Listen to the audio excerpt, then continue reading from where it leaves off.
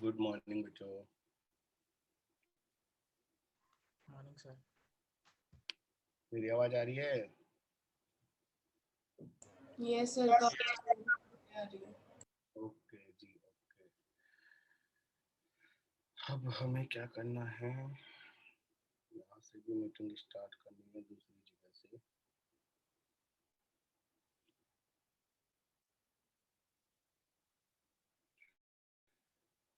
और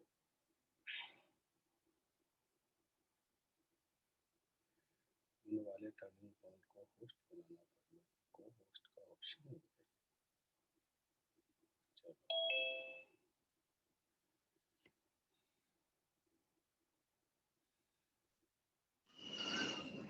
कैमरे ऑन करो सारे लोग। चलो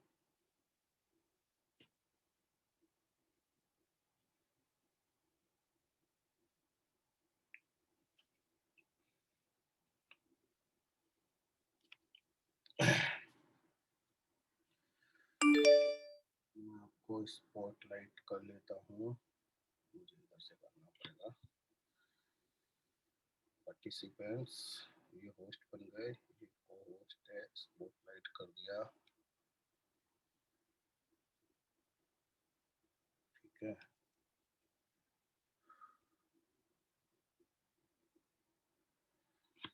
चलिए बच्चा, अब बताइए हमें क्या पढ़ना है। एक बार कुछ असाइनमेंट वगैरह कुछ है, टेस्ट के बारे में डिस्कशन करना था।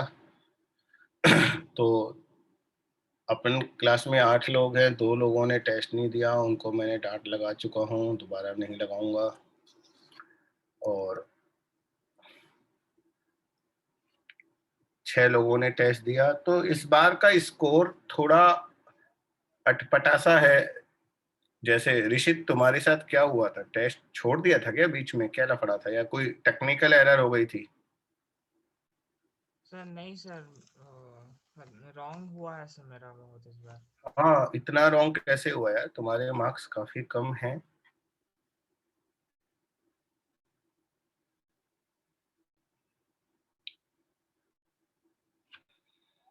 क्या प्रॉब्लम थी बेटा?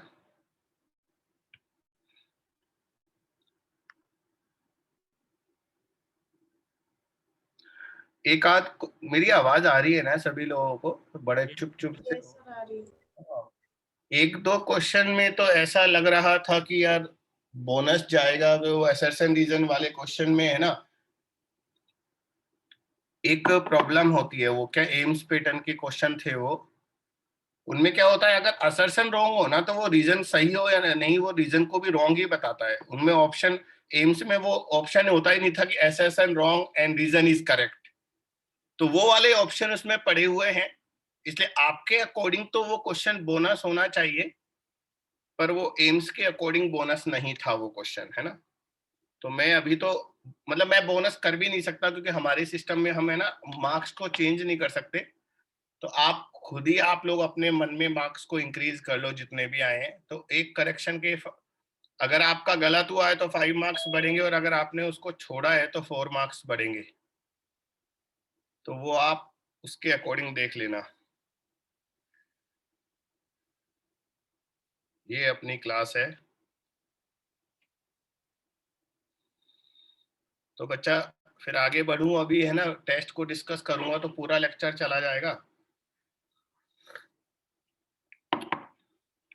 तो क्लास स्टार्ट कर देनी चाहिए। आप लोग भी यही बोल रहे हैं ना, क्लास स्टार्ट कर देनी चाहिए। सर बच्चों एडिशन के मतलब हमने 2 वेक्टर का एडिशन निकाला था। तो पहले तो ट्राइंगल लॉ से हमने थर्ड वेक्टर जो है a प्लस बी, उसकी डायरेक्शन उसको देखा कि ट्राइंगल में जो थर्ड साइड होता है वो एडिशन होता है। और फिर हमने उसका मैग्नीट्यूड का फार्मूला डिराइव किया, फुल डेरिवेशन था ये, √a² + b² + 2ab cos theta. फिर एक ये क्वेश्चन मैंने ऐसे ही एग्जांपल दिया था। अब है ना इसमें स्पेशल केस हम डिस्कस कर लेते हैं। स्पेशल केस वो होते हैं जिनमें है ना,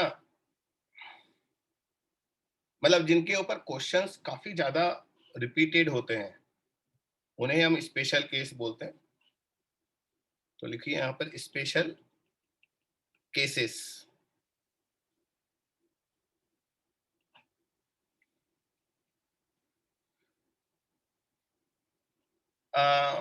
एक काम और करते हैं, रुको मेरे साथ अक्सर ऐसा होता रहता है। स्पेशल केस से पहले हम है ना हमारे जो रिजल्टेंट वेक्टर है उसकी डायरेक्शन निकाल लेते हैं।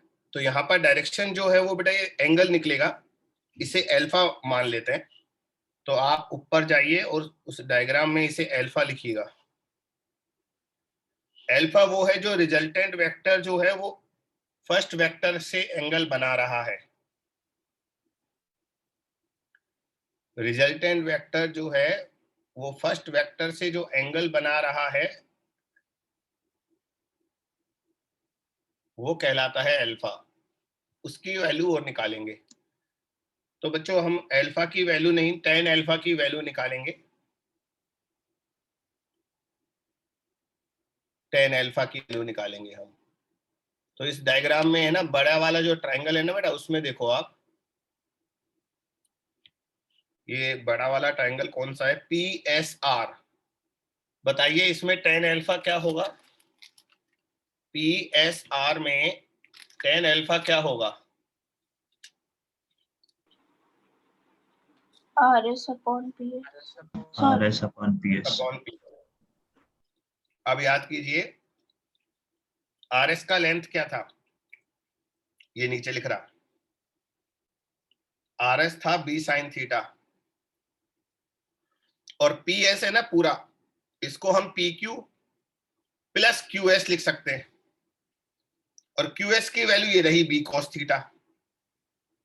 और PQ खुद कितना है, वो मैग्नीट्यूड ऑफ A है। तो ये सब आपने देख लिया। अब मैं नीचे जाता हूं। तो बच्चा स्पेशल केस में डिलीट कर रहा हूं, है ना। अभी हम यहां पर लिख रहे हैं direction of resultant vector.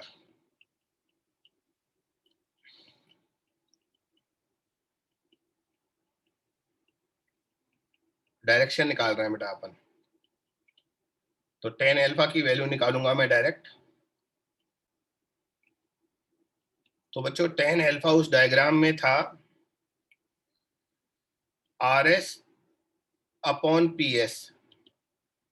RS जो था ना वो था B sin थीटा। आपके पास तो लिखा हुआ है ना, आप देख लेना। और PS जो था वो PQ और QS का सम था। तो PQ जो था वो हमारा वेक्टर A था, QS जो था वो vector magnitude of B cos theta था। तो ये पूरा एक फॉर्मूला आ गया tan अल्फा का। बस इससे ज्यादा मुझे अभी नहीं बताना। एक बार चेक करो मेरे से कोई मिस्टेक तो नहीं हुई ना, और उसके बाद कॉपी कर लो अगर मिस्टेक नहीं हुई है तो। और मिस्टेक हुई है तो मुझे पॉइंट आउट करो।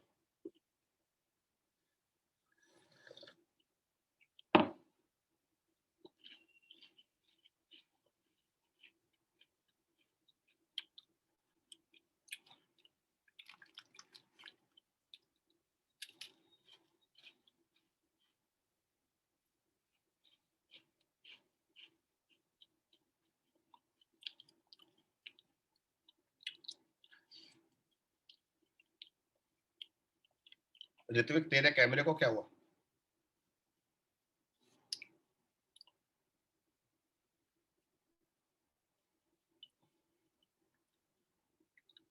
ये बात स्मार्ट है यार, दिखा इसमें क्या है। अपन को अपने आप को बताना चाहिए। सुबह सुबह थोड़ा सा फेस जरूर डल रहता है। पानी डाल लो, पानी डालते ही ऐसा लगता है नहा लिए। मुझे तो फेस धोने के बाद नहाने का इंप्रेशन आता है, फीलिंग आती है। तो मैं तो कई बार नहाता हूँ दिन में। एक चाय चाय लेते हो तो चाय ले लो या कुछ भी, और तो उसके बाद क्लास में बैठो, मजा आएगा। बच्चों टाइमिंग बड़ी अच्छी है, मुझे तो है ना ये टाइमिंग बहुत ज्यादा पसंद है। स्टूडेंट लाइफ में हम लोग तो खैर इस टाइमिंग पर ही, मैं तो सुबह उठकर फिजिक्स ही किया करता था। तो बच्चों अब स्पेशल केसेस पर वापस आ जाते हैं। स्पेशल केसेस का मतलब होता है हमें है ना वो थीटा की वो वैल्यू लेनी है जो क्वेश्चंस में है ना फ्रीक्वेंटली पूछते हैं, फ्रीक्वेंटली। केस 1 नंबर 1, बेटा अगर ये दोनों वेक्टर दोनों सेम डायरेक्शन में है, अगर वेक्टर ए और वेक्टर बी सेम डायरेक्शन में है तो बताइए थीटा कितना होगा? 0 0 डिग्री आएगा पक्का, हाँ। और अगर आप 0 डिग्री की वैल्यू, थीटा की वैल्यू 0 डिग्री हो, हमारा जो रिजल्टेंट का फॉर्मूला आया उसमें पुट कर दो और सॉल्व करके बताओ तो हमारा रिजल्टेंट कितना आएगा बेटा? The magnitude of a square plus magnitude of b square. Square क्यों बोल रहे हो? Under root sir, इस पूरे का under root पे. दिव्यांका बेटा फिर से बोलो, कोई गड़बड़ कर दी। Sir root under A square plus B square. Yes sir, under root magnitude of a cos square. 0 1 होता है, तुम तीसरे नहीं स्टेप सर, को जीरो प्लस करो। 2ab भी होगा क्योंकि cos 0 1 होता वो है। ये भी होगा हाँ। cos थीटा तो 1 होगा 0। ऋत्विक भैया ने सही बोला, अगर दोनों वेक्टर सेम डायरेक्शन में हैं तो बेटा ये आएगा A square plus B square sir तो a plus plus b AB हो जाएगा। cos 0, और बेटा cos 0 1 होता है, तो ये आएगा वेक्टर एक magnitude of A plus B.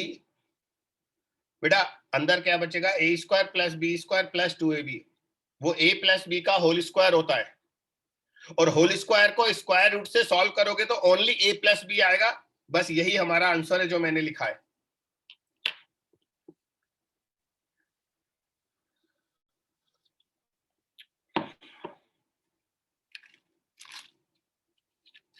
और ये तो है ना मैग्नीट्यूड आ गया। अब मुझे बताओ रिजल्टेंट की डायरेक्शन क्या होगी? अल्फा, अल्फा कितना आएगा? 0 डिग्री। फिर 0 तो साइन 0 होगा ना। हाँ सर मतलब वो वहीं पे होगा जहाँ पे a और b है। Very good, very good.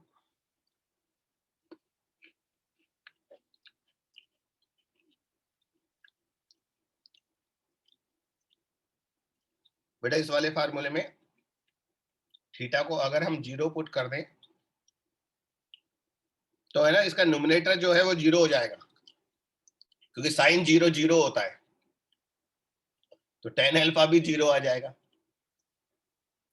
और जब tan अल्फा 0 आएगा तो हम बोलेंगे अल्फा भी 0 है। तो बच्चों इसका मतलब ये हुआ, अल्फा 0 आने का मीनिंग क्या है बताओगे? वैसे तो ऋत्विक ने बोल दिया, Sir, वो same direction में ही है as both the. Yes, alpha 0 आने का मतलब है रिजल्टेंट वेक्टर उधर ही आएगा जिधर ए और बी। बेटा वैसे भी सोचने वाली बात है ना, अगर ए ईस्ट में है और बी ईस्ट में है तो रिजल्टेंट भी तो ईस्ट में आएगा, वो वेस्ट में थोड़ी ना चला जाएगा। तो दो वेक्टर अगर सेम डायरेक्शन में है तो बच्चा रिजल्टेंट जो आएगा वो उसी डायरेक्शन में आएगा जिधर ए और बी है।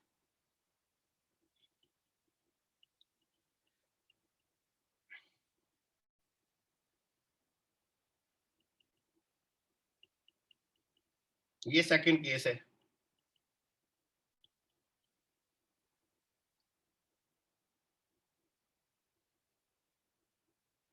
बताओ। Sir, theta 180 हो जाएगा. हाँ मतलब इसका एक डायग्राम बना देता हूं ऐसे ही। वेक्टर ए इधर मान लेते हैं और वेक्टर बी इसके अपोजिट मान लेते हैं। तो बच्चों अगर वेक्टर ए और वेक्टर बी अपोजिट है तो इनके बीच का एंगल 180 डिग्री हो जाएगा, तो थीटा होगा 180 डिग्री। अब वो हमारा रिजल्टेंट वाला जो फॉर्मूला था उसमें थीटा को 180 पुट करो और बताओ रिजल्टेंट की वैल्यू क्या आएगी? But resultant is a minus b.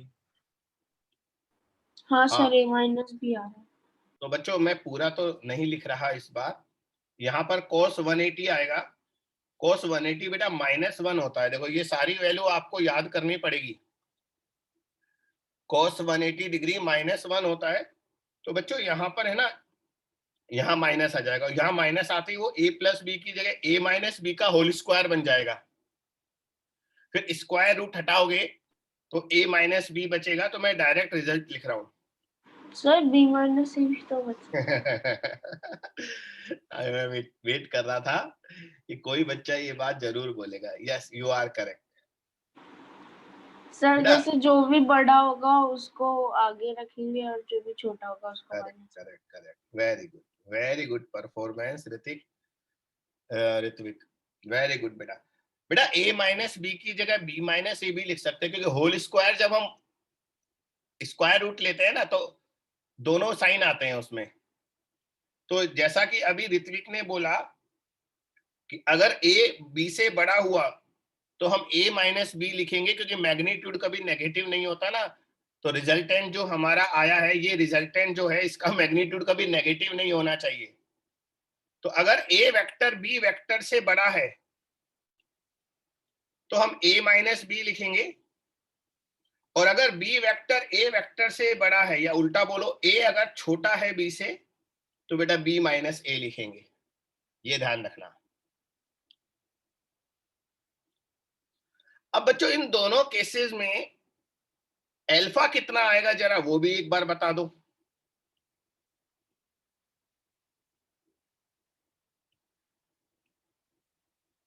जब a b से बड़ा है तो अल्फा कितना आएगा, और b a से बड़ा है तो अल्फा कितना आएगा, ये भी मुझे एक बार निकाल कर बताइए। जल्दीबाजी मत कीजिए, धीरे धीरे काम कीजिए, नो प्रॉब्लम।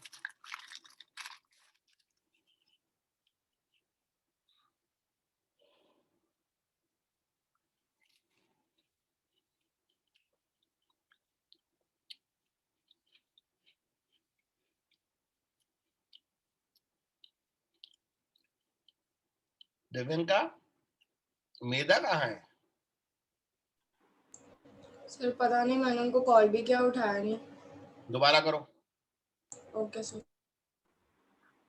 सर साइन 180 कितना होता है? ये दिव्यन का आप रहने दो, एक बार मैं कर देता हूँ। Sir sign zero। 180 कितना होता है?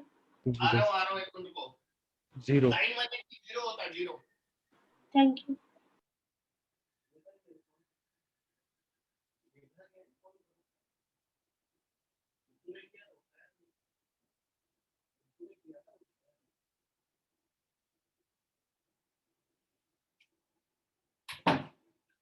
साइन 180 0 होता है बेटा। ओ भूल क्यों गया यार, ये सब तो अपन ने मैथमेटिकल टूल में लिखा है, बहुत अच्छे से लिखा है। सर 180 वाले नहीं लिखे थे, 90 तक ही लिखे थे।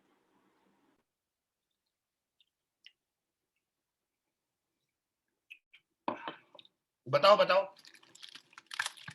a जब b से बड़ा है तो अल्फा कितना आएगा? सर दोनों में 0 आ रहा है। यस सर, मेरा भी दोनों में 0 आ रहा है। Yes sir. बच्चों फार्मूला छोड़ो, दिमाग लगाओ कर बताओ।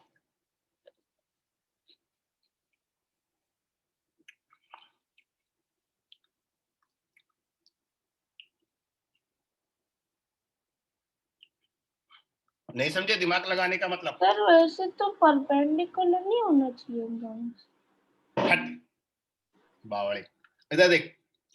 बच्चों एक मिनट के लिए फार्मूला छोड़ो, मुझे बताओ अगर दो वेक्टर में a बड़ा है, a बड़ा है, इतना बड़ा बना दिया मैंने, b बेचारा छोटा है, ये छोटा है। अपना दिमाग क्या बोलता है, इन दोनों का रिजल्टेंट किधर आना चाहिए? सर एक ही डायरेक्शन में या में। एक ही डायरेक्शन में? सर एक ही डायरेक्शन में। इसका मतलब जब a b से बड़ा होगा तो हमारा रिजल्टेंट एक ही डायरेक्शन में आएगा, तो उसका a से बनने वाला एंगल 0 डिग्री होगा। करेक्ट बेटा? Yes, जिंदगी में हर जगह फार्मूला यूज नहीं करते, दिमाग काम में लेना है। फार्मूला तो हमारी मदद के लिए होता है, हेल्प के लिए। उल्टा बनाओ, अगर b बड़ा होता, इधर देखो मैंने b को बड़ा ले लिया इस बार, और ए को छोटा ले लिया। अगर बच्चा बी बड़ा है तो रिजल्टेंट उधर आएगा टुवार्ड्स बी, क्योंकि जो बड़ा होगा वो जीतेगा, अपन कहते हैं ना बड़ा वाला जीत गया। अगर रिजल्टेंट टुवार्ड्स बी आएगा तो उसका ए से एंगल कितना होगा बच्चा? अच्छा, रिजल्टेंट को मैं ग्रीन वेक्टर से बना देता हूं। ऊपर वाले डायग्राम में रिजल्टेंट ये आएगा और नीचे वाले डायग्राम में रिजल्टेंट इधर आएगा। तो बच्चों फर्स्ट डायग्राम में रिजल्टेंट और ए के बीच एंगल 0 डिग्री था और सेकंड डायग्राम में रिजल्टेंट और ए के बीच एंगल 180 डिग्री है। अब आप कहोगे सर फार्मूले से क्यों नहीं आ रहा? तो मैं बताता हूं। जब आपने फार्मूले से सॉल्व किया होगा तो आपका tan अल्फा 0 आ रहा होगा, यस? तो बच्चा tan अल्फा जब 0 होता है तो भी तो अल्फा की 2 वैल्यू होती है, क्योंकि 180 पर भी tan 0 ही होता है। तो इसका मतलब डेफिनेटली अगर tan अल्फा का भी 0 आ रहा है तो अल्फा की 2 वैल्यू पॉसिबल है, आइदर 0 डिग्री और 180 डिग्री। लेकिन फार्मूला हमें ये नहीं बता सकता 0 कब आएगा और 180 कब आएगा, इसलिए हमें ये डायग्राम बनाकर डिसीजन लेना पड़ा। इसे कंप्लीटली कॉपी कर लीजिए, बहुत अच्छा डिस्कशन था ये।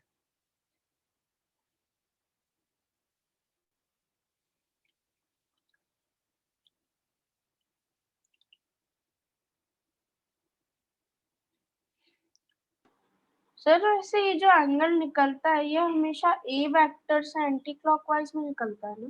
बेटा वो हमने स्टैंडर्ड जब हमने फॉर्मूला बनाया था ना तभी ये बता दिया था कि हमारा रिजल्टेंट हम ए से ले रहे हैं। लेकिन अगर क्वेश्चन में वो बदल दे, ऑप्शन में बी वेक्टर से अगर डायरेक्शन पूछे तो हमें सारी कैलकुलेशन चेंज करनी पड़ेगी एग्जाम में ही। ओके। हम लोग अपना एक स्टैंडर्ड बनाकर रखते हैं, लेकिन उसका राइट है वो एग्जाम में उसे चेंज कर सकता है, और अगर वो चेंज करेगा तो फिर हमें भी उसके अकॉर्डिंग एग्जाम में चेंज करना पड़ेगा। बच्चों कॉपी हो गया, मैं आगे चलूं? सर तो फिर उल्टा हो जाएगा ना सर एंगल उन लोग का? क्या बच्चा? जो अगर उल्टा हो जाएगा ना सर, फिर अगर हम लोग बी का हाँ, वो डायरेक्शन तो उल्टा हो जाएगा। यस यस यस, अगर बी से एंगल पूछता है तो रिवर्स हो जाएगा सारी कैलकुलेशन। यस बेटा, case number 3 we are discussing special case.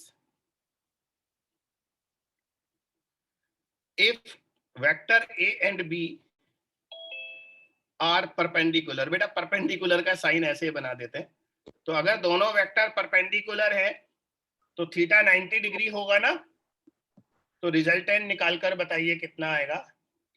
बच्चों एक बात under root of A square plus B square. नहीं, एक बात बताना चाहता हूँ, हर जगह है ना फॉर्मूले यूज नहीं करते, काफी जगह आप डायग्राम यूज किया कीजिए। आप है ना डायग्राम बनाइए, देखिए ये वेक्टर ए है, मैं तो अपना कलर कॉम्बिनेशन ही भूल गया, क्या था?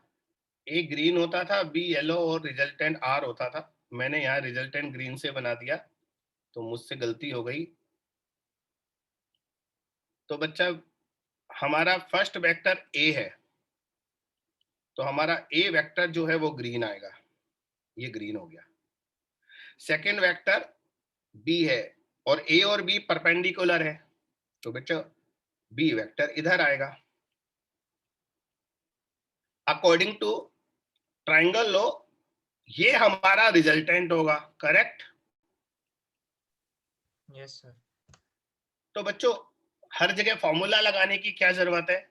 अरे यार इस मैग्नीट्यूड तो हम इसका पाइथागोरस से भी निकाल सकते हैं ना, क्यों हर जगह फॉर्मूला के पीछे भागे? ए और बी अगर परपेंडिकुलर है तो ये राइट एंगल ट्राइंगल बन गया, तो वो रेड कलर का जो लेंथ है वो तो पाइथागोरस से भी आ जाएगा। बताओ क्या आएगा? Sir under root A square plus B square. Under root A square plus B square. बच्चों मैं सिर्फ ये बताना चाह रहा हूं, हर बार हम फॉर्मूला यूज नहीं करते, बहुत जगह हम डायग्राम से या अपनी अंडरस्टैंडिंग से डायरेक्ट आंसर बता सकते हैं। बच्चों आप जानते हैं ये वाला एंगल अल्फा होता है, तो यहां भी है ना tan अल्फा फार्मूले से मत निकालिए, राइट एंगल ट्राइंगल से निकालिए आप।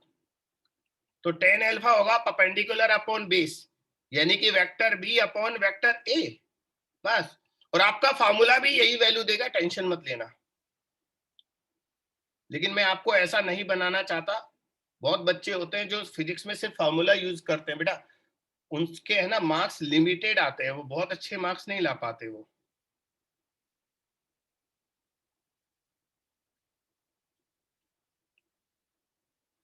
तो ये हमारा थर्ड केस हो गया, जब वेक्टर ए और वेक्टर बी परपेंडिकुलर है। और मैंने क्या कहा, इस बार मैंने फॉर्मूले से नहीं डायग्राम से वैल्यू कैलकुलेट की है, और आप भी ऐसा ही करेंगे। अब number 4, case number 4, if magnitude of A is equal to magnitude of B, A और बी का मैग्नीट्यूड इक्वल है, इसका कोई सिंबल दे दो।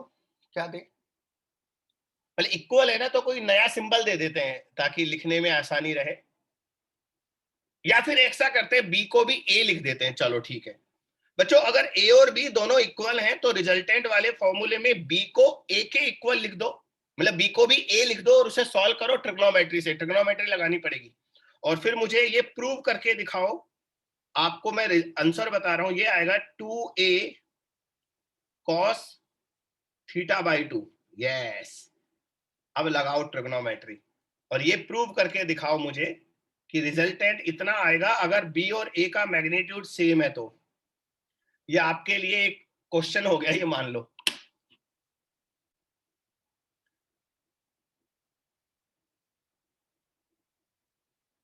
मेधा क्या हुआ, नींद नहीं खुली बच्चा? हाँ सर मैंने अलार्म लगाया था और वो अलार्म बजा भी, लेकिन फिर बेड पे फिर वो तो दिव्यांका ने भी तो फोन किया था, दिव्यांका ने फोन किया था, उससे भी नहीं उठे। सर नहीं, फोन नहीं आया। चलो, अब हो सकता सुना नहीं हो। एनीवे बेटा, अभी हमने ज्यादा कुछ नहीं किया, हम कुछ स्पेशल केस कर रहे हैं बस, कि है ना थीटा 0 डिग्री हो या 180 हो। तो आप बाद में नोट्स भी देख लेंगे ना तो आपको समझ में आ जाएगा। Okay sir.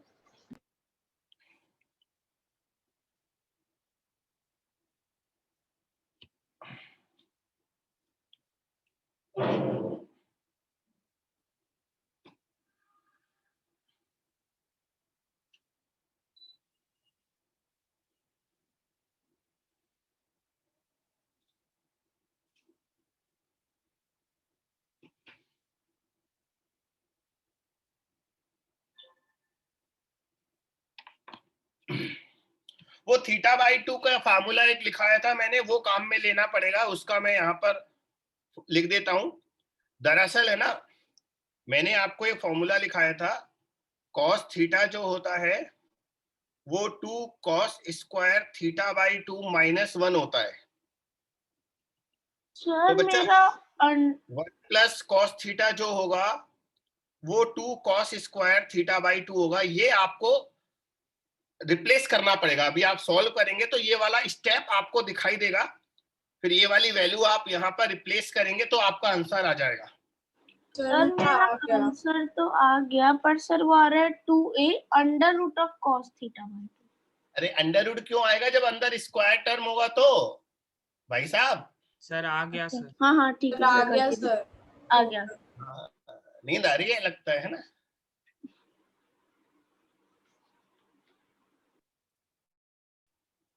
आंसर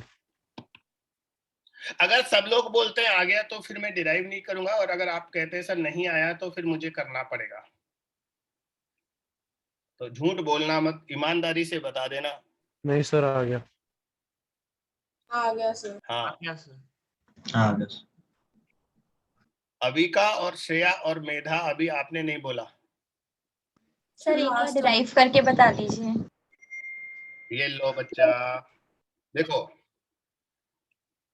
हम लोग रिजल्टेंट वाला फॉर्मूला यूज करते हैं। तो हमारा फॉर्मूला था under root A square plus B square, लेकिन बेटा बी को भी ए के इक्वल पुट करना है ना, अंडर रूट 2ab। अब बी को फिर ए के इक्वल पुट करना है, यहाँ भी ए लिख देता हूँ cos theta. Under root A square plus B square plus 2ab cos theta में हमने बी और ए को इक्वल पुट कर दिया। अब इसके बाद क्या होगा, देखो अंदर क्या बचा, ए स्क्वायर प्लस ए स्क्वायर 2a स्क्वायर, और सेकंड स्टेप में भी 2a स्क्वायर बचा, तो हम 2a स्क्वायर को कॉमन ले लेते हैं बेटा। तो अंदर बचेगा 1 प्लस कॉस थीटा ओनली, और 1 प्लस कॉस थीटा में आप ये वाला फॉर्मूला पुट कर दीजिए जो मैंने ऊपर अभी अभी लिखा, ये वाला। तो अगर मैं 1 प्लस कॉस थीटा को, तो अंदर आया 2a स्क्वायर, और 1 प्लस कॉस थीटा को हम क्या लिखेंगे, 2 कॉस स्क्वायर थीटा बाई 2। तो बेटा अल्टीमेट अंदर कितना बचा, अंदर बचा 2 इंटू 2 4, 4 को आप स्क्वायर रूट से बाहर लोगे 2 आ जाएगा। अंदर ए स्क्वायर है, ए स्क्वायर को स्क्वायर रूट से बाहर लोगे ओनली ए आएगा। अंदर कॉस स्क्वायर है, स्क्वायर टर्म को अंडर रूट से बाहर लोगे तो स्क्वायर हट जाएगा। तो हमारा फाइनल आंसर आएगा 2a cos थीटा बाई 2। तो ये कंप्लीट डेरिवेशन हो गया। सर ये सर ऐसे ही किया। सर बोलो। सर अमित सर की क्लास जाऊं, मैं जाऊं, टाइम हो गया। हाँ तेरी क्लास है, चल जाओ। Okay sir, thank you sir.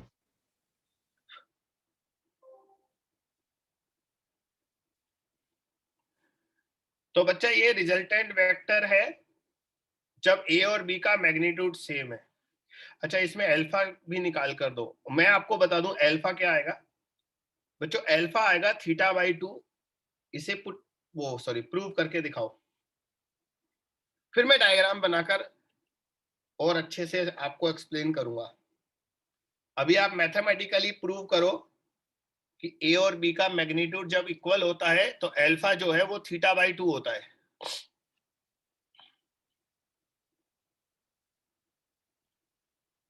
वो tan अल्फा वाले फार्मूले में प्लेस करना पड़ेगा। मेधा आप ये वाला फॉर्मूला और लिख लो, डायरेक्शन ऑफ रिजल्टेंट वेक्टर के नाम से ये टॉपिक है। बस इसमें मैंने ये फॉर्मूला बताया और कुछ नहीं बताया, ये कॉपी कर लो और इसी फॉर्मूले में आपको बी और ए का मैग्नीट्यूड इक्वल करके और alpha is equal to theta by 2 prove करना है। वैसे है ना इस संडे वाले टेस्ट में वत्सल की परफॉर्मेंस बेस्ट रही है। वेरी गुड बेटा, गुड वत्सल। लेकिन तू क्लास में बिल्कुल नहीं बोलता, क्यों भैया, ऐसा क्यों? क्लास में भी यार सबका साथ दिया करो। वेरी गुड परफॉर्मेंस, टेस्ट अच्छा रहा आपका। Thank you sir.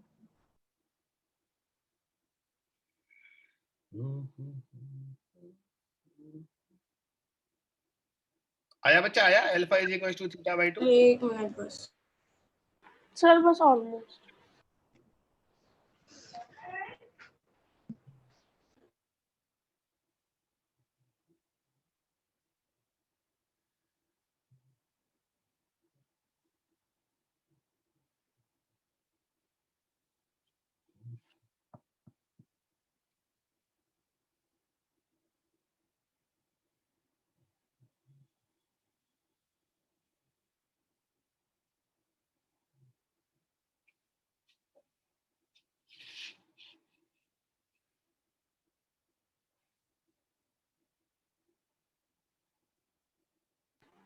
सर मेरा sine theta by 1 plus cos theta आ गया।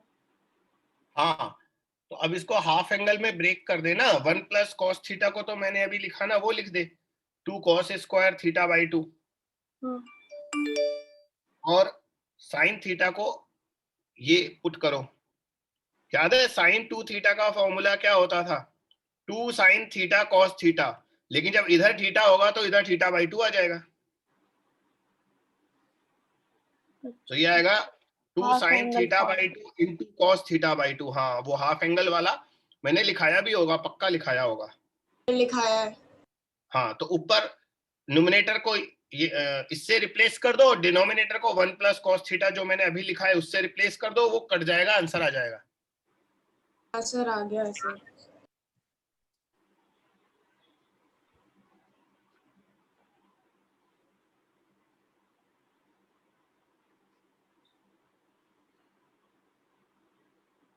चलो मैं भी आपका साथ देता हूं। तो हाँ बच्चों सर, टेन मेरा भी आ अल्फा, गया। टेन अल्फा हमारा था बी साइन थीटा, बी को ए से रिप्लेस कर दो तो ऊपर ए साइन थीटा आएगा और नीचे था A plus B cos theta, B को फिर ए से रिप्लेस कर दो। बच्चों ए कॉमन ले लो, ए कैंसिल हो जाएगा, ऊपर बचेगा साइन थीटा और डिनोमिनेटर में बचेगा 1 प्लस कॉस थीटा। फिर अभी अभी हमने क्या डिस्कस किया, साइन थीटा को मैं 2 sine theta by 2 into cos theta by 2 से रिप्लेस कर देता हूं और 1 प्लस कॉस थीटा को 2 कॉस स्क्वायर थीटा बाई 2 से रिप्लेस कर देता हूं। तो 2 कैंसिल हुआ और बेटे कॉस भी स्क्वायर से कैंसिल हो गया, तो ऊपर साइन थीटा बाई 2 बचा, नीचे कॉस थीटा बाई 2 बचा। बेटा sine theta by 2 upon cos theta by 2 tan theta by 2 होगा। तो अगर tan alpha tan theta by 2 हो गया तो इससे ये प्रूव हो गया ना कि अल्फा की वैल्यू थीटा बाई 2 होगी। तो ये फुल डेरिवेशन हो गया बच्चा। बच्चों अब समझ में आया हमने मैथमेटिकल टूल क्यों पढ़ा था? बेटा फर्स्ट चैप्टर में ही आपने सैंपल देख लिया, कितना काम आ रहा है, तो सोचो फिजिक्स में कितना आएगा। तो अगर हम मैथमेटिकल टूल नहीं पढ़ते तो यहाँ फंस जाते, मुझे अब बताना पड़ता सब कुछ, वापस बार बार बैक जाना पड़ता मुझे, इसलिए हम लोगों ने पहले उसको पढ़ा दिया।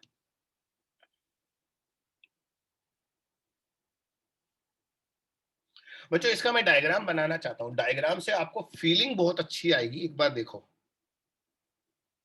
बच्चों, हमारा ये वेक्टर ए है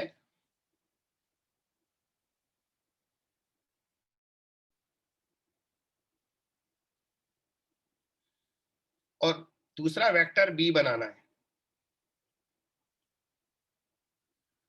सर कहीं पे भी बना वेक्टर सकते बी और क्या बच्चा? कहीं पे भी बना सकते हैं ना, क्योंकि हमको तो सिर्फ हाँ कहीं पर, बिल्कुल कहीं पर भी बना सकते हैं। तो वेक्टर बी जो आपको लेना है उसका लेंथ आपको वेक्टर ए के इक्वल लेना है। एक मिनट मुझे आगे बनाना था।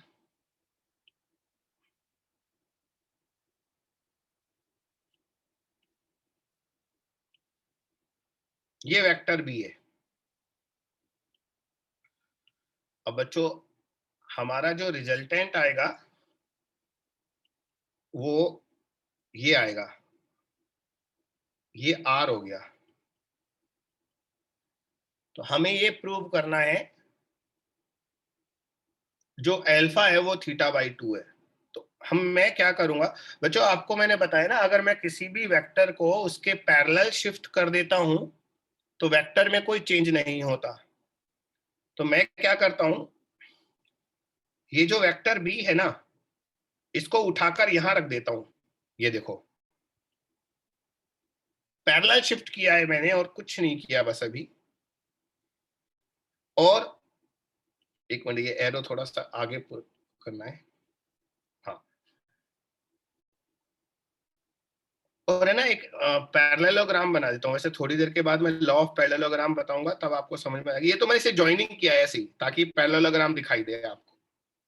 बच्चों अब आप देखिए, ये कंप्लीट एंगल हमारा थीटा था ना, क्योंकि ये एंगल इधर से थीटा था ना, ये वाला थीटा होता है।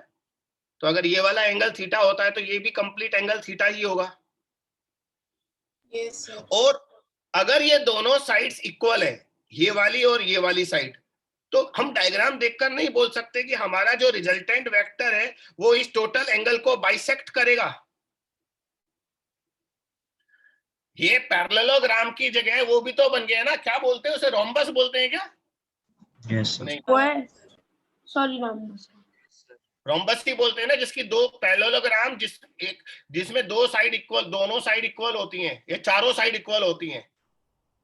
चारों साइड इक्वल होती है। स्क्वायर। रोम्बस। तो बच्चों ये रोम्बस बन गया। रोम्बस में हमेशा ये जो डायगोनल होता है वो टोटल एंगल को बाइसेक्ट करता है। तो बच्चों डायग्राम से भी हमें पता लग रहा है अल्फा की वैल्यू थीटा बाई 2 आएगी। तो मैं हमेशा ये चाहता हूं आप लोग है ना ऐसे स्टूडेंट ना बने जो सिर्फ फार्मूला यूज करते हैं। मैं चाहता हूं आप ऐसे बने जहां आप जरूरत हो जो यूज करें, फार्मूले की जरूरत है फार्मूला यूज करें, डायग्राम की जरूरत हो डायग्राम यूज करें, और ब्रेन की जरूरत हो तो ब्रेन यूज करें। ठीक है? ओवरऑल डेवलपमेंट, तब आप फिजिक्स देखिएगा, इतना अच्छा हो जाएगा, मजा आएगा। बच्चों ये वाला स्पेशल केस हम यहीं छोड़ते हैं। अब मैं आपको क्वेश्चन देता हूं, बहुत पढ़ा दिया मैंने। ओके बच्चों, दो वेक्टर हैं, ये क्या हुआ, दो वेक्टर हैं, वेक्टर ए है उसका मैग्नीट्यूड है 10 मीटर, वेक्टर बी का मैग्नीट्यूड भी 10 मीटर है, और दोनों वेक्टर के बीच का एंगल 120 है। तो मुझे बताओ रिजल्टेंट 10 मैग्नीट्यूड कितना आएगा, सर फिर 10 मुझे बताओ अल्फा बी कितना आएगा। अल्फा बी, अल्फा तो खैर θ/2 60 आएगा, अल्फा मत निकालो। हाँ रिजल्ट, ऋषित एक मिनट रुकना, वेट कर।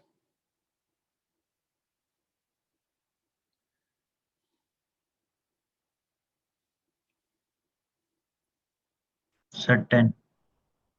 Okay okay Vatsal,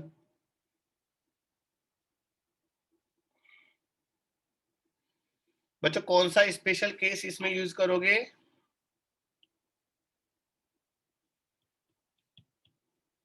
equal and equal magnitude वाला, इक्वल मैग्नीट्यूड वाला स्पेशल केस होता है 2a, मेरा भी 10 आ गया।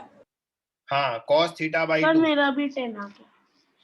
अब a तो हमारा 10 है, थीटा हमारा 120 है, 120 डिवाइडेड बाय 2 करोगे 60 आएगा बेटा, cos 60 हाफ होता है, हाफ से वो कट जाएगा और ये रिजल्टेंट 10 मीटर आ जाएगा।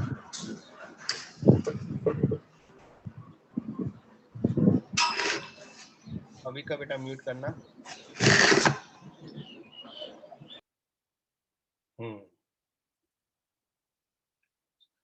तो बच्चों ये है ना, बहुत जबरदस्त यूज होने वाला है ये रिजल्ट जो आया है। तो हमारा रिजल्ट देखो कितना प्यारा आया। बच्चों अगर दो वेक्टर हैं, उनका मैग्नीट्यूड दोनों का 10 है, और अगर उनके बीच में एंगल 120 है, तो रिजल्टेंट भी 10 ही आता है। तो ये बहुत प्यारा एक थ्योरम मान लो आप, कि अगर दो वेक्टर, अच्छा 10 की जगह 20 होता तो रिजल्टेंट भी 20 आता है, अगर ए और बी 30 होता तो रिजल्टेंट भी 30 आता। पक्का है ना? क्योंकि 2 से 2 cos 60 और 2 कैंसिल हो जाते, तो जो ए का मैग्नीट्यूड होता वही रिजल्टेंट का मैग्नीट्यूड होता। तो बच्चों remember, if vector A and B are equal, मतलब ये स्पेशल केस का भी स्पेशल केस में ये मान लो आप।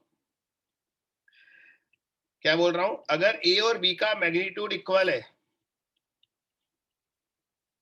और थीटा 120 है, हाँ बेटा थीटा 120 ही होना चाहिए, तो जो रिजल्टेंट है वो उतना ही आएगा जितना ए और बी है। अगर ए और बी 10-10 है तो रिजल्टेंट भी 10 आएगा, 20-20 है तो रिजल्टेंट भी 20 आएगा, बट थीटा 120 होना है, मस्ट है।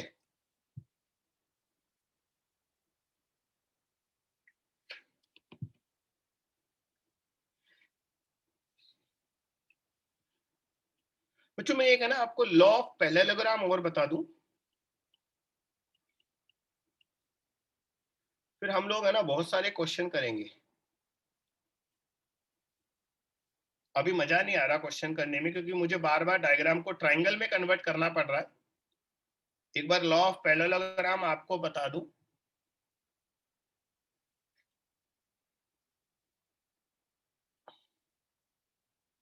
नींद आ रही है ऋत्विक को? साफ दिख रहा है मुझे। नहीं सर, नहीं आ रही, सॉरी। मतलब यार मैं कितना है ना बेकार इंसान हूं ना, कि सुबह सुबह उठा दिया सब। नहीं सर, मेरे लिए तो अच्छा ही हुआ है। अच्छा हो गया? क्यों अच्छा हुआ बता। सर मैं स्कूल की क्लासेस क्लास नहीं करेंगी। नहीं बेटा, वो सबके लिए अच्छा हुआ, केवल आपके लिए नहीं, सभी बच्चों की स्कूल की क्लासेस है, ये सबको बेनिफिट हो गया। कुछ दिनों में आपको हैबिट हो जाएगी, फिर आप अपने आप उठने लगोगे। ये हो बेटा, लॉ ऑफ पैरेललोग्राम जो है वो नाम ही बता रहा है कि अगर दो वेक्टर किसी पैरेललोग्राम की दो एडजॉइनिंग साइड्स को रिप्रेजेंट करते हैं, उससे रिलेटेड है। तो मैं ये वाला डायग्राम एक बार नीचे लेकर जा रहा हूं क्योंकि मेरे लिए अच्छा है। नहीं, इसमें है ना दोनों इक्वल हैं, चलो दोबारा बना लेते हैं। बच्चों ये वेक्टर ए है और ये वेक्टर बी है। मैं बी थोड़ा छोटा बना देता हूं, ये तो इक्वल बन गया, ये थोड़ा छोटा बन गया। अब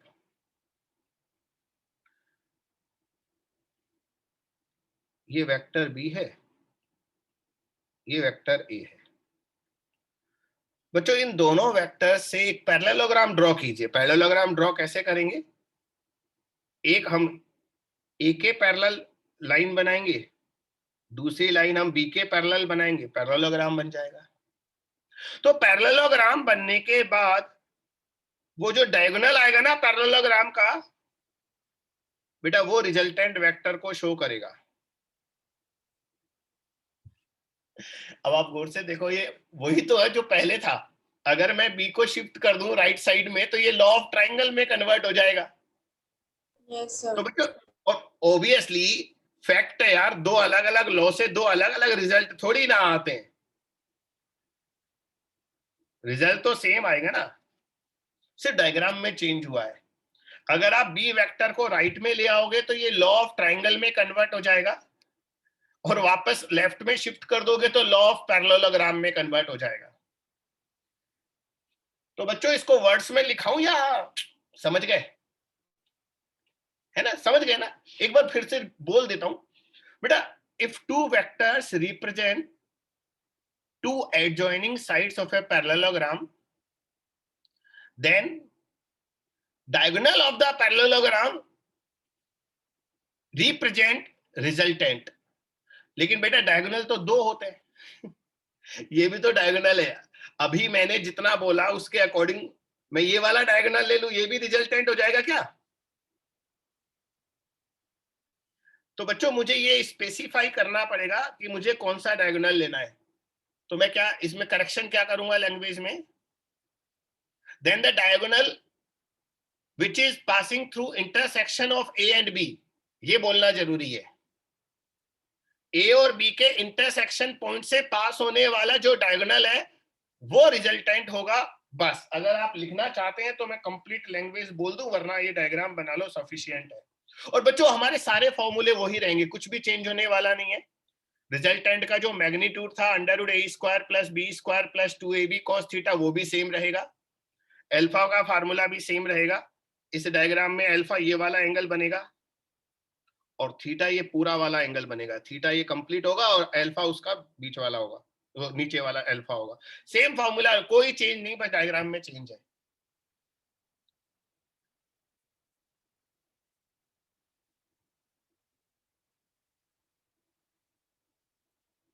सारे स्पेशल केस वही काम आएंगे, कुछ भी चेंज नहीं होने वाला। बस इसका वेट कर रहा था, ये बता दूं। अब क्वेश्चन करने में मजा आएगा बेटा। क्वेश्चन करने में मजा मुझे इसलिए आएगा कि है ना, देखो अब डायग्राम मुझे है ना शिफ्ट नहीं करना पड़ेगा।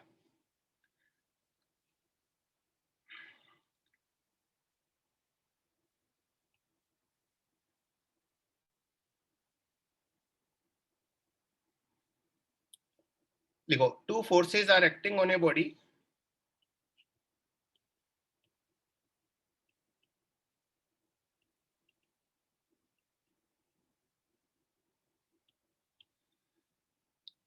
F1, बच्चों ये जरूरी तो ना वेक्टर हमेशा ए और बी लिखे, हम कुछ भी लिख सकते हैं। F1 है 30 न्यूटन ड्यू ईस्ट, और बेटा सेकंड फोर्स है 40 न्यूटन ड्यू नॉर्थ।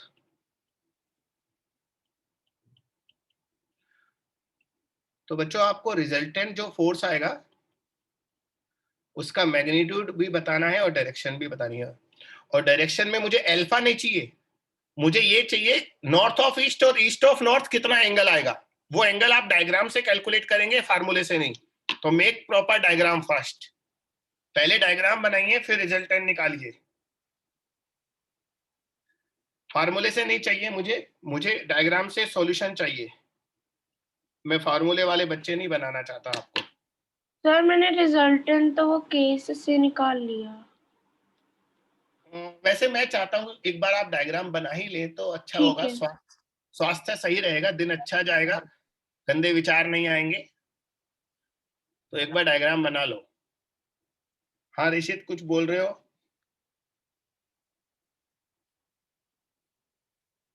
बेटा हाँ बोलो। 50 न्यूटन आएगा ड्यू नॉर्थ वेस्ट।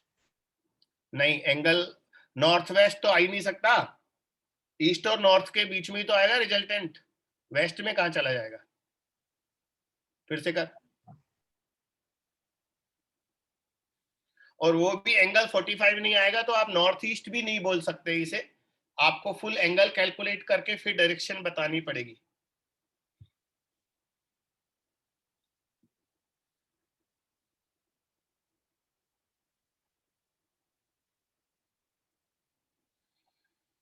सर आ गया सर, मैग्नीट्यूड ऑफ रिजल्टेंट आ रही है 50 न्यूटन और डायरेक्शन आ रही है नॉर्थ ईस्ट।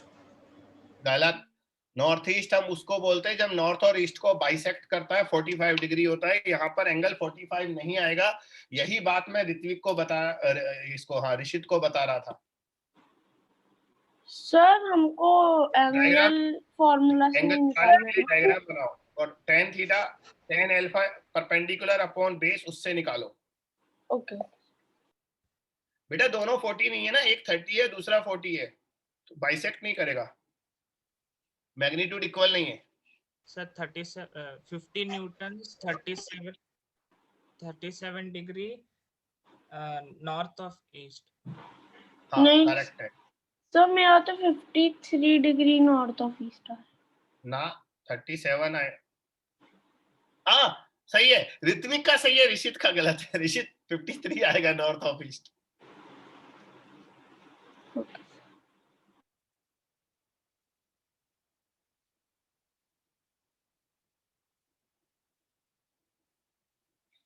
सर 53 आ गया, 50 न्यूटन। हाँ बेटा 53 इज करेक्ट, यस। अब मैं ना डायग्राम बना रहा हूं, देखो आप, हमारा फर्स्ट वेक्टर है ना वो बेटा 30 है, F1।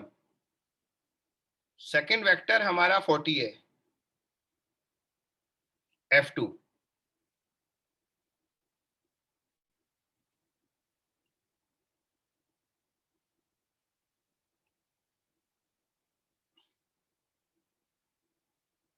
बच्चों इस बार है ना पैरेललोग्राम बनाना चाहता हूं तो मैं इसको इधर शिफ्ट कर देता हूं, एम ई। तो रिजल्टेंट किधर आएगा? तो बच्चा रिजल्टेंट के लिए हमें ये पैरेललोग्राम ड्रॉ करना है, और अब सर ये ये तो रिजल्टेंट रेक्टेंगल बन गया ना। नहीं, अब पैरेललोग्राम बन गया ना, ये देख। हाँ सर, पर मतलब वो बिल्कुल अच्छा रेक्टेंगल वैसे हाँ हाँ हाँ हाँ हाँ हाँ ठीक है बेटा, पैरेललोग्राम का स्पेशल फॉर्म होता है रेक्टेंगल, हाँ स्क्वायर, वो रोम्बस, सब पैरेललोग्राम के स्पेशल फॉर्म होते हैं। तो बच्चों ये रिजल्टेंट आ गया।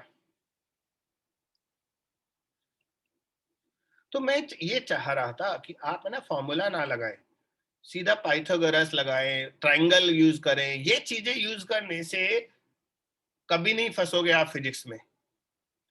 तो बच्चों मैग्नीट्यूड ऑफ आर अगर निकालना है तो देखो ये नीचे वाला 30 न्यूटन है और येलो वाला 40 है। अगर येलो वाला 40 है तो इसके सामने वाला भी तो 40 होगा ना, दोनों साइड इक्वल होंगी। तो हमारा रिजल्टेंट आएगा पाइथागोरस से √30 square plus 40 square is equal to 50। Solve आप कर लेना, 2500 आएगा अंदर। और बच्चों ये एंगल अल्फा होता है, तो हमारा tan अल्फा आएगा परपेंडिकुलर अपॉन बेस 4/3। और बेटा 4/3 53 होता है tan में, और ये नॉर्थ ऑफ ईस्ट है क्योंकि ईस्ट से नॉर्थ की तरफ बन रहा है, नॉर्थ ऑफ ईस्ट है। ये कंप्लीट आंसर है। और सर अगर हमको ईस्ट ऑफ नॉर्थ में देना होता तो हम फिर 37 देते ना। तो फिर 37, yes yes, this is also equals to 37 degree east of north. क्योंकि जो एंगल ईस्ट से 53 बनेगा वो नॉर्थ से 37 बनेगा, ऑब्वियस।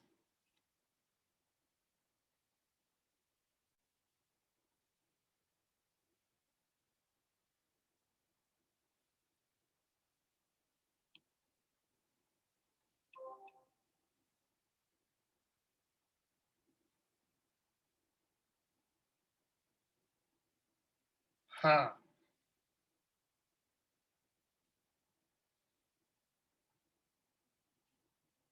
अब एक ऐसा क्वेश्चन दे रहा हूं बेटा, सेटिस्फाइड हो आप इससे? मैं आगे चलूं?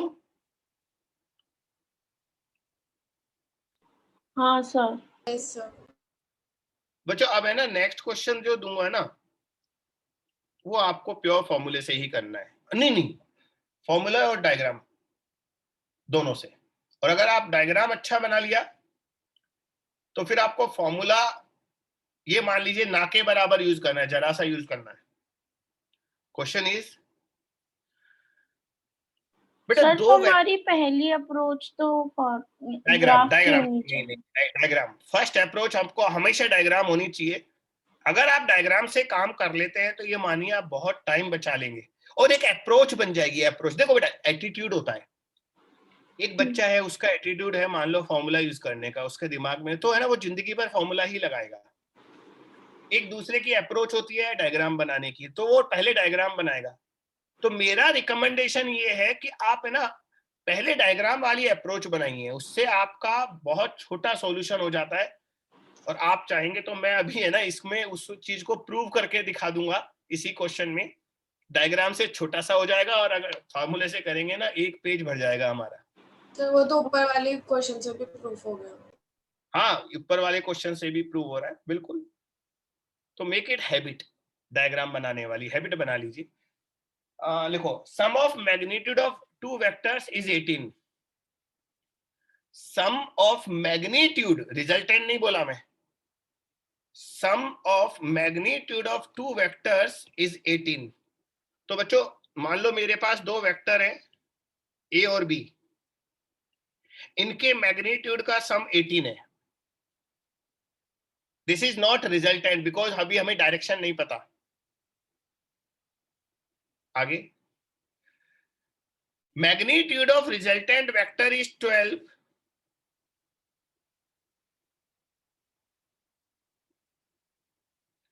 Magnitude of resultant vector is 12 and it is perpendicular to smaller vector. Yes. कौन? रिजल्टेंट। रिजल्टेंट जो है वो स्मॉलर वेक्टर के परपेंडिकुलर है and it is perpendicular to smaller vector.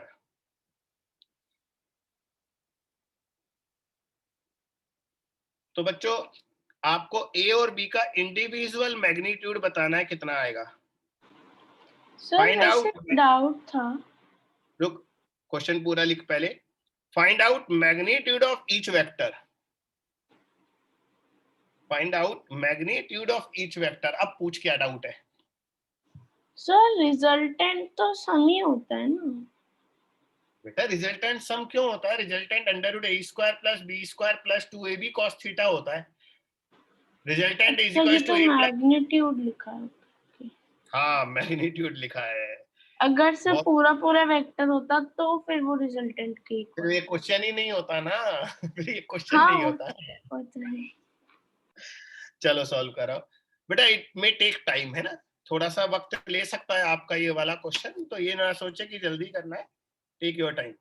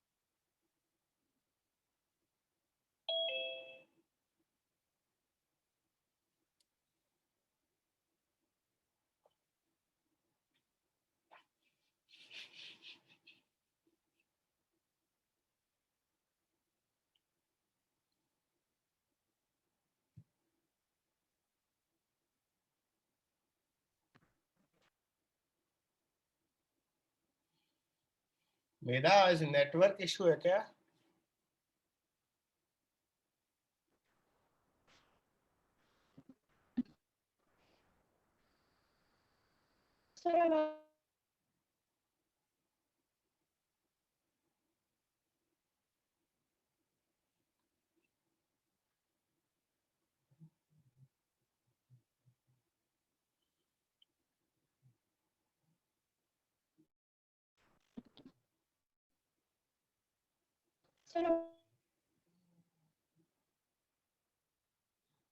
हाँ बेटा बोलो। बेटा आवाज कट मतलब कंटिन्यू नहीं आ रही, आपका नेटवर्क इशू है।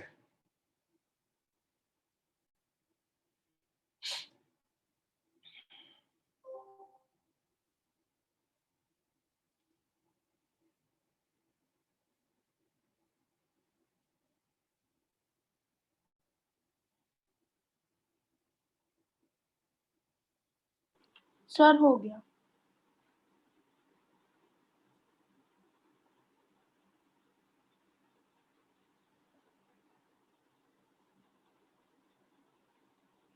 सर मेरा आंसर बताओ। बता। सर जो बड़ा वाला है उसका मैग्नीट्यूड आएगा 13 और जो छोटा वाला है उसका आएगा 5। वेरी गुड बेटा, वेरी गुड, वेरी गुड।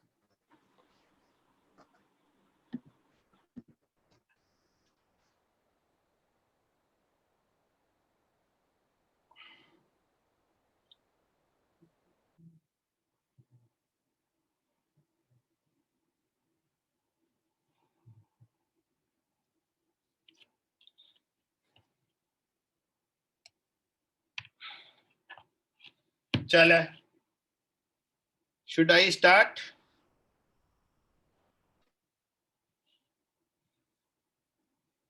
बोलो, या अभी आप और कोशिश कर रहे हैं? सर 1 मिनट और कोशिश करना। चलो करो, बिल्कुल करना।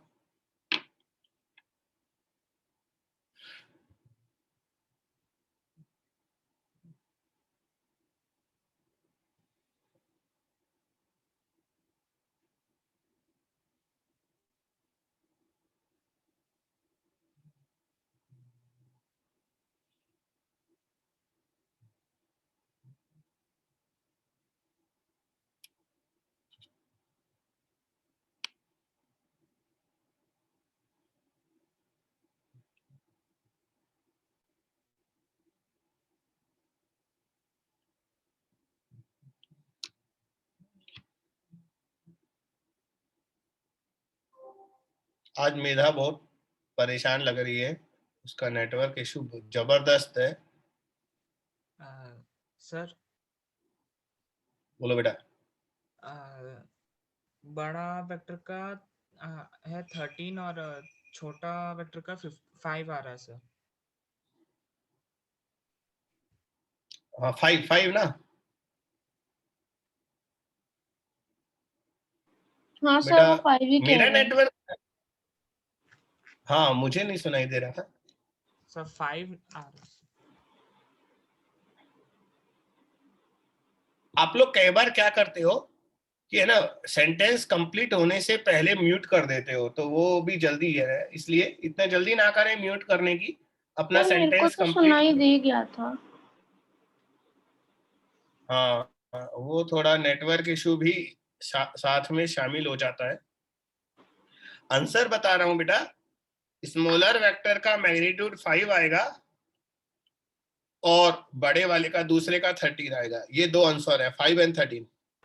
हाँ सर यही आ रहा है। Yes sir. सर इसमें हल्की सी कैलकुलेशन थी, ग्राफ वाला मेथड बहुत छोटा था। दिखते हैं। और किसका आया? दिव्यांका, अविका, श्रेया, वत्सल, बिल्कुल चुप बैठे हो। सर मैं एक जगह फंस रही हूँ। हंस रहे हो, इधर देखो बच्चों। रिवर्स करते हैं, पहले बड़ा वाला मेथड करते हैं, छोटे वाले की इंपॉर्टेंस तभी आपको नजर आएगी। बच्चों रिजल्टेंट हमारा 12 है, तो रिजल्टेंट वाला फॉर्मूला यूज करो, r is equal to under root A square plus B square plus 2ab cos theta. और रिजल्टेंट वाले में मैं ना बोथ साइड स्क्वायर कर देता हूं ताकि वो अंडर रूट हट जाए। तो r square is equal to A square plus B square plus 2ab cos theta.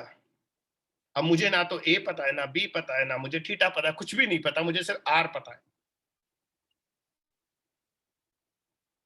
बच्चों एक और चीज पता है मुझे, मैं a वेक्टर को स्मॉलर वेक्टर मान लेता हूं और क्वेश्चन में बोला है रिजल्टेंट स्मॉलर के परपेंडिकुलर है, यानी कि क्वेश्चन में अल्फा को 90 दिया है। याद है अल्फा कौन सा एंगल होता था?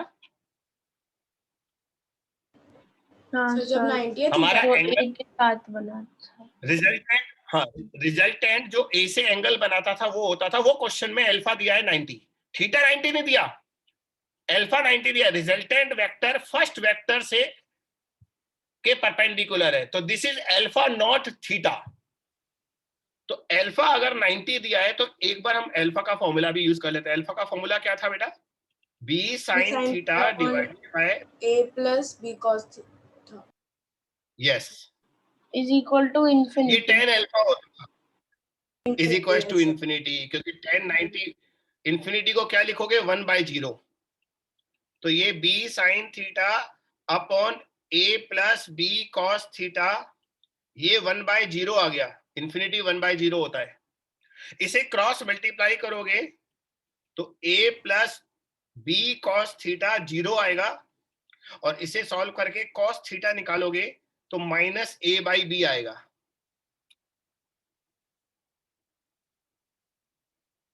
पिक्चर अभी बाकी है मेरे दोस्त, अभी तो कैलकुलेशन बहुत बाकी है। बच्चों इस cos थीटा को आप यहां पुट कर दो, ये फर्स्ट इक्वेशन में, इसको फर्स्ट इक्वेशन नंबर डाल देते हैं हम। तो फर्स्ट इक्वेशन में पुट करोगे तो लेफ्ट साइड आएगा 144 और राइट साइड आएगा a square plus b square plus 2ab cos theta, और cos थीटा कितना है माइनस a/b, b से भी कट जाएगा तो ये आएगा 144 is equal to a square plus b square minus 2a square, तो ये b square minus a square आएगा, इसको लिख दिया मैंने b square minus a square. अभी खत्म नहीं हुआ बच्चों, इसको हम लिखेंगे 144 is equal to b square minus a square को मैं b plus a into b minus a लिख दूं। और बच्चों b प्लस a क्वेश्चन में कितना दिया है 80। तो इन्हें सॉल्व करने पर b माइनस a कितना आएगा 144 अपॉन 18 कितना होता है बेटा सॉल्व करना? 8 होता है शायद, 8। तो बच्चों अब हमें पता है दो इक्वेशन, b प्लस a हमारे पास 18 है और b माइनस a हमारे पास 8 आ गया। अगर मैं इन दोनों को सॉल्व करूंगा तो a आ जाएगा 5 और b आ जाएगा 13। ये अब सॉल्यूशन खत्म हुआ है बच्चों। अगर फिजिक्स में ऐसा ही सॉल्यूशन सारे होते तो फिजिक्स बहुत गंदा सब्जेक्ट होता। ये बिल्कुल भी अच्छा मेथड नहीं है, ये बहुत लेंदी मेथड है। हालांकि बहुत सारे बच्चों को ये पसंद आता है क्योंकि उनको फॉर्मूले यूज करने हैं, लेकिन आप डायग्राम बना लेंगे तो 2 लाइन में इसका सॉल्यूशन आ जाएगा मस्त। हाँ सर डायग्राम में मेरा खुद का सिर्फ 5 लाइन में है। हो 5 लाइन भी हमें इसलिए बोलना पड़ रहा है क्योंकि वो कैलकुलेशन की वजह से लिखना पड़ जाता है कई बार। हाँ हाँ वो तो है सर, लास्ट लाइन में तो मैंने बस वैल्यूज लिखी हैं b की 13 और a की 5 हो गई। और ये देखो ना कितना लेंदी सॉल्यूशन है यार, बहुत लेंदी हो गया ये। हाँ बहुत लेंथी है।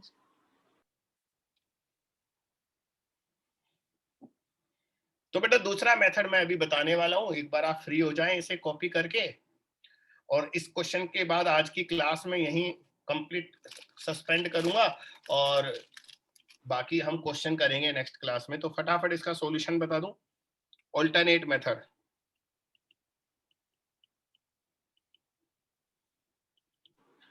अच्छा क्वेश्चन में क्या बोला है, एक डायग्राम बनाते हैं हम।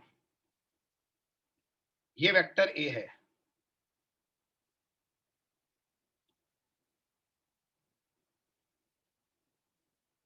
और ये रिजल्टेंट है। क्लियरली बोला है ना उसने, रिजल्टेंट जो है वो ए के परपेंडिकुलर है, तो ए के परपेंडिकुलर बना दिया। तो ये वेक्टर ए बना दिया, ये रिजल्टेंट बना दिया,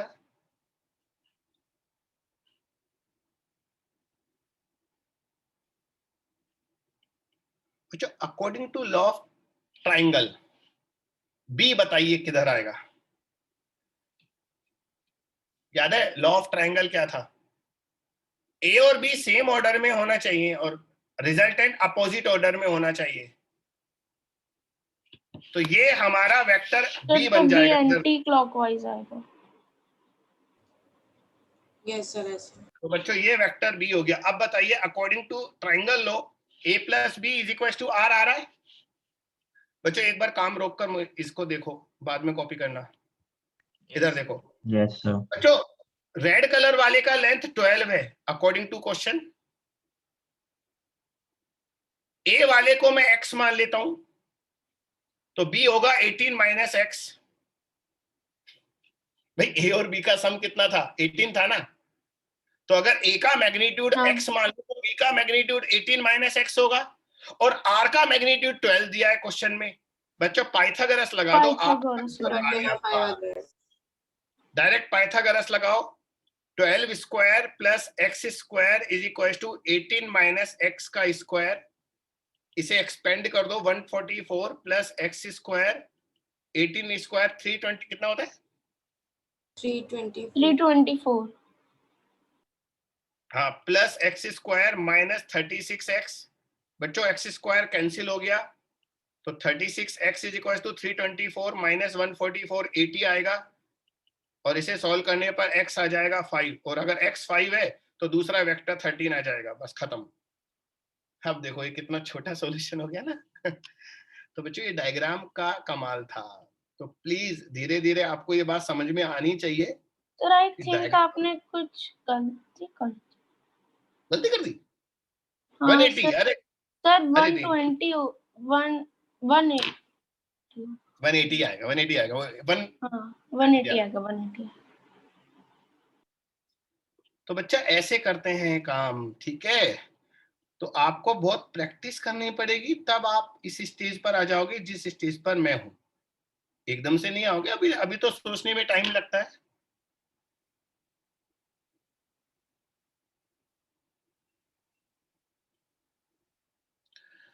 अब बताइए आज के लेक्चर में क्या डाउट है, फिर मैं एंड करूंगा। और अब मैं आपको वेक्टर के असाइनमेंट भी सेंड करना शुरू करता हूं। Okay sir. अब है ना, सुनो, अब जो असाइनमेंट आएंगे ना वो मेरे स्टैंडर्ड असाइनमेंट्स हैं। उनमें हर असाइनमेंट में एक पैटर्न है, वो मैं आपको बता दूं। बेटा मैं अपने, ये एक्चुअली असाइनमेंट्स नहीं होते थे, ये मेरे क्लास टेस्ट हुआ करते थे।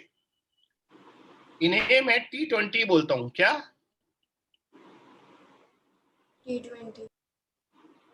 इन्हें मैं T20 बोलता हूं। इसका एक मीनिंग है बच्चों, ये हर एक टेस्ट में 10 क्वेश्चन होते हैं, अभी भी होते हैं। अभी मैं उन्हें टेस्ट की जगह आपको घर के लिए होमवर्क दे रहा हूं, असाइनमेंट। पहले ऑफलाइन में मेरे ये क्लास टेस्ट चला करते थे। अगर क्लास में 100 बच्चे भी होते थे तो 100 बच्चों को 1 मिनट के अंदर टेस्ट पेपर डिस्ट्रीब्यूट हो जाता था और बच्चे टेस्ट करना शुरू करते थे। और ये 10 क्वेश्चंस आपको 20 मिनट में परफॉर्म करने होते थे। तो T20 का मतलब क्या है? टेस्ट इन 20 मिनट्स।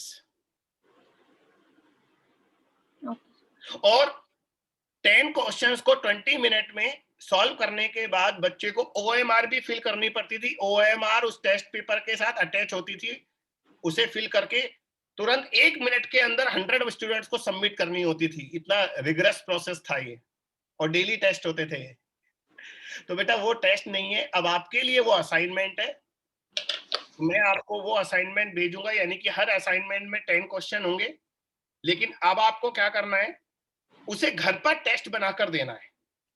जब भी आप प्रिपेयर हो, आप उस टेस्ट पेपर को खोलें, असाइनमेंट को, और घड़ी में 20 मिनट लगा लें। अपनी वॉच में 20 मिनट नोट कर लें। और 20 मिनट में जितना भी परफॉर्म हो वो करो, 2 क्वेश्चन, 3 क्वेश्चन, 5 क्वेश्चन, 6 क्वेश्चन, जितना भी परफॉर्म हो, और उसके बाद बाकी कर लो। ये तो पता लग जाएगा आपकी स्पीड क्या आ रही है।